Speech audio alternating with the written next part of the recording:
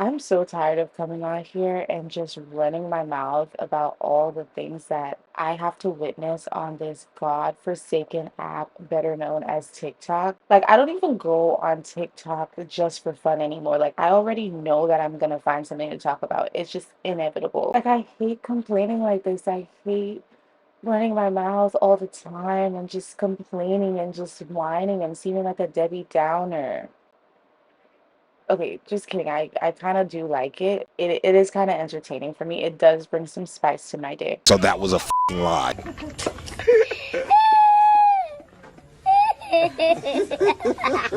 And to be honest, I feel like I'm like being forced, like I'm being held at gunpoint or something because like look at this. Y'all pulled up on me, I would've seen y'all niggas outside,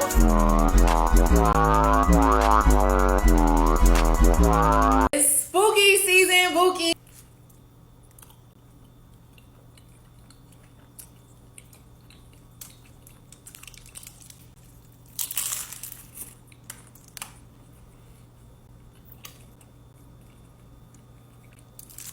Poppy.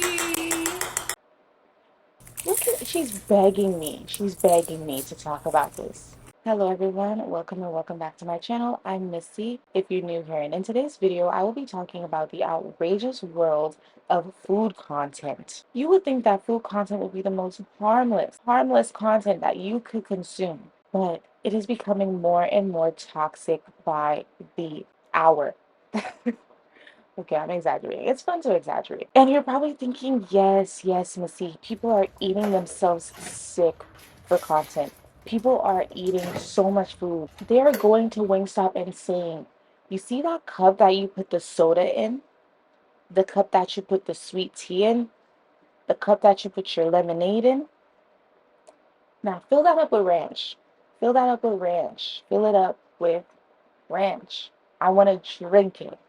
In fact, I'm gonna put some aside. I'm gonna use it as like my concealer. Like y'all are getting out of hand now. It's getting out of hand. Like the sauce alone, I can make a whole video about sauce. Isn't that insane? But I'm not just talking about people eating themselves sick for content. I'm talking about all sorts of food content that just happens to be toxic. Like we have the extreme dieting, like those girls who say that nothing tastes better than being skinny. We have the ones who will lead you to think they're stuffing their faces, but they're really spitting it out. We have the people who are making the coffee that has 1,500 calories in it. 1,500 calories for a cup of coffee. So yeah, it's not just the mukbangers, but I did kind of want to start off by talking about mukbangs or mukbangs.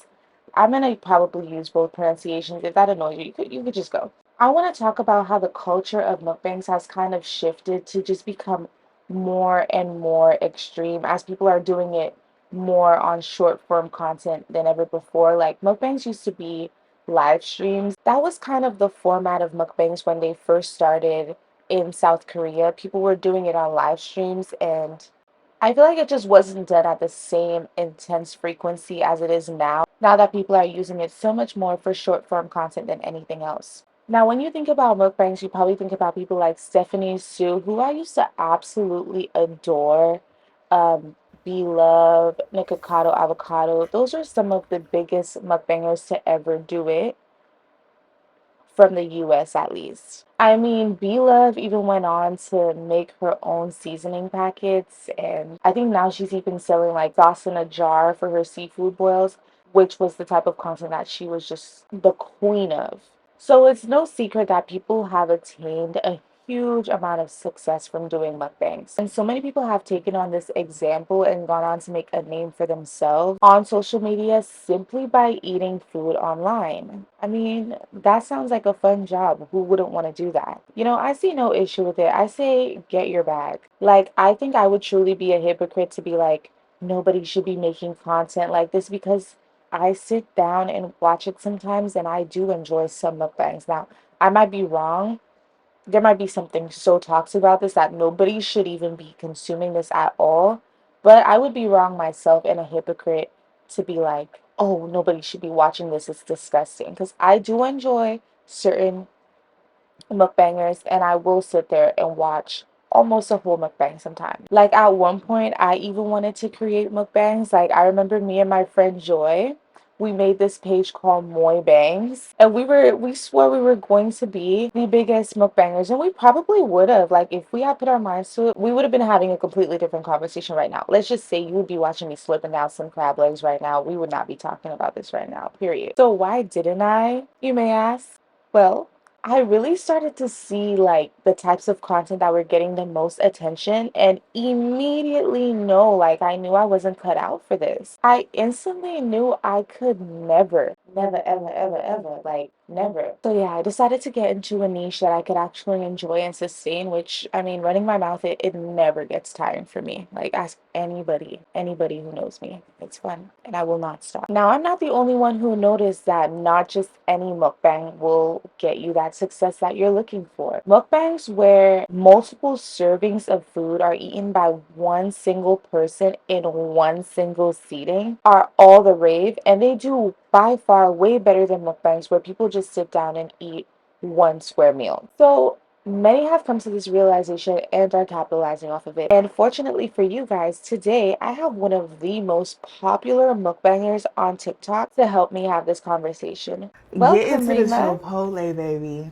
All right, you make yourself comfortable. Oh, it appears you already Y'all, have. it's Rima, finna is go that a down, cheese baby. loaf? Okay.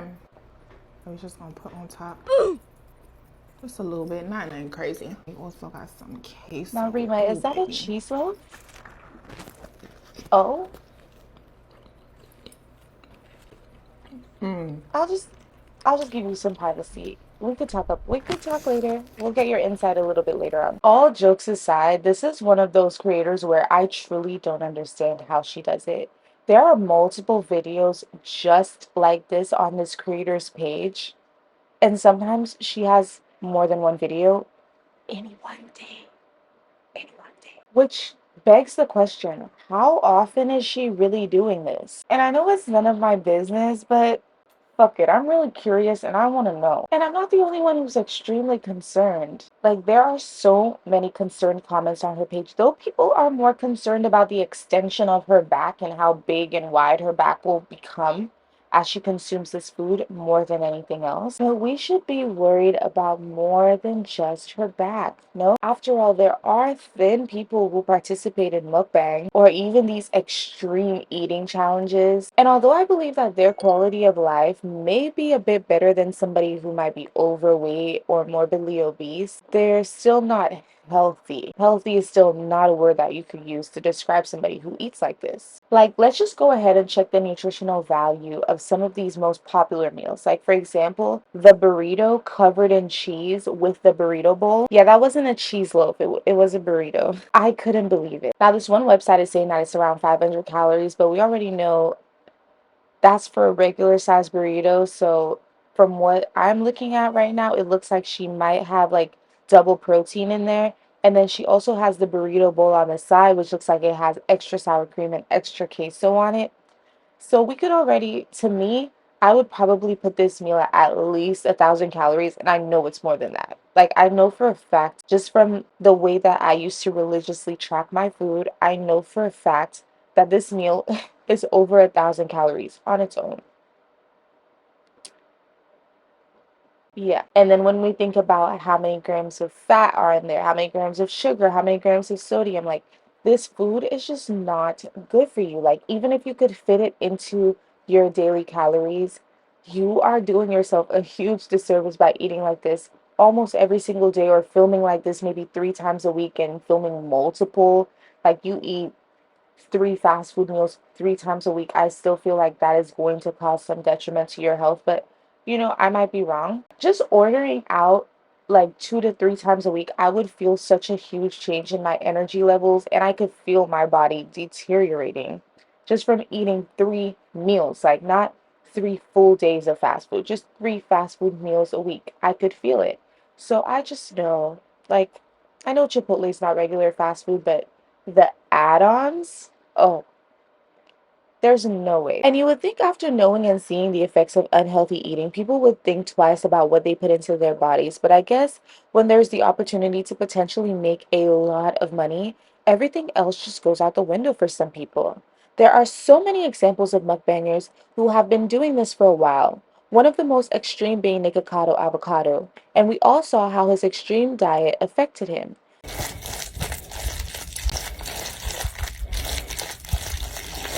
Until I guess he decided to lose weight, while still leading us to believe that he was still in this messed up place, simply because he knew it was entertaining and the numbers just didn't lie. Whether people were talking about how gross he was for eating so much, or even if they were praising him, the point was they were engaged. I want to be really clear again that extreme eating, when I speak about the world of extreme eating, I'm not just speaking about eating huge amounts of food. I'm not just speaking about mukbangers here or people who use too much sauce.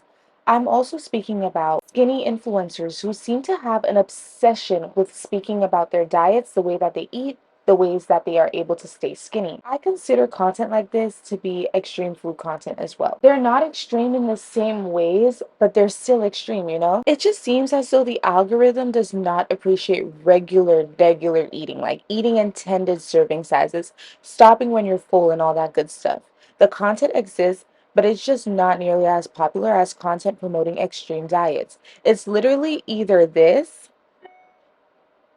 or this. And I know there are people making content that isn't toxic like this, but it just feels like a large group of food content creators are promoting unhealthy habits. Like another example of how food content has gotten toxic and extreme is coffee talk. Don't get me wrong, some of the drinks look delicious, so enjoyable, honestly a dream. And then others are a diabetic nightmare. Call 911. Like, imagine someone looking for coffee recipes because they're considering trying out coffee for a little pick me up throughout the day. Like, they've never had coffee before.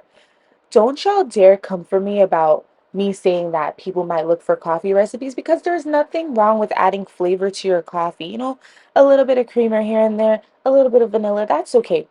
But they're looking for a quick little recipe, like a normal one, and they come across this. Like, this is actually just dessert. I highly doubt you would even taste the coffee.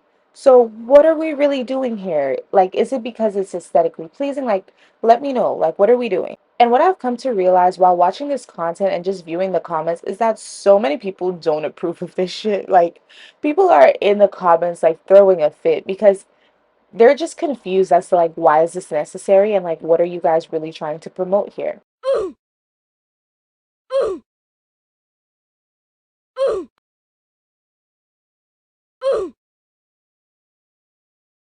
Many of the comments you'll see are made by people who see the problem with what's going on in the video, but the content does still tend to find its target audience that does enjoy watching people eat a lot of food, that might love sugary drinks, that might already have a sugar addiction. And I don't think it's as harmless as people who participate and make this content want to make it seem. Like, of course, people are responsible for themselves, but we got to be careful what we're normalizing.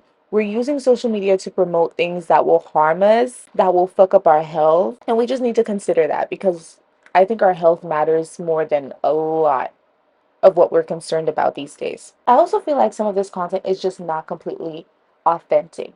What I mean by this is when we see these things, we might assume that we know how the content was created. Like I was just saying, oh, she has multiple videos in one day. Like I'm making the assumption that she's filming multiple videos in one day, or I'm making the assumption that she ate this food in that same day that she posted it. We don't know when she made this content. We honestly don't know. I think the most common assumption is that these creators eat like this every day, which honestly, to me, I just don't feel like they do. I feel like it would get so exhausting. I feel like the majority of these people batch content so that they can take long breaks from the food because they know it's not healthy and it's exhausting to eat like this every day. Like I just said, it's just tiring. They know they won't be able to film from the hospital while they're being checked for kidney stones. Am I right? Am I right, ladies? Another assumption that people make is that these people are actually eating this food. And I think about a year ago, this girl was actually like near getting exposed for never swallowing her food because people were like, there's no way she's that skinny and she's eating all this food. And they said that they've never seen her swallow anything.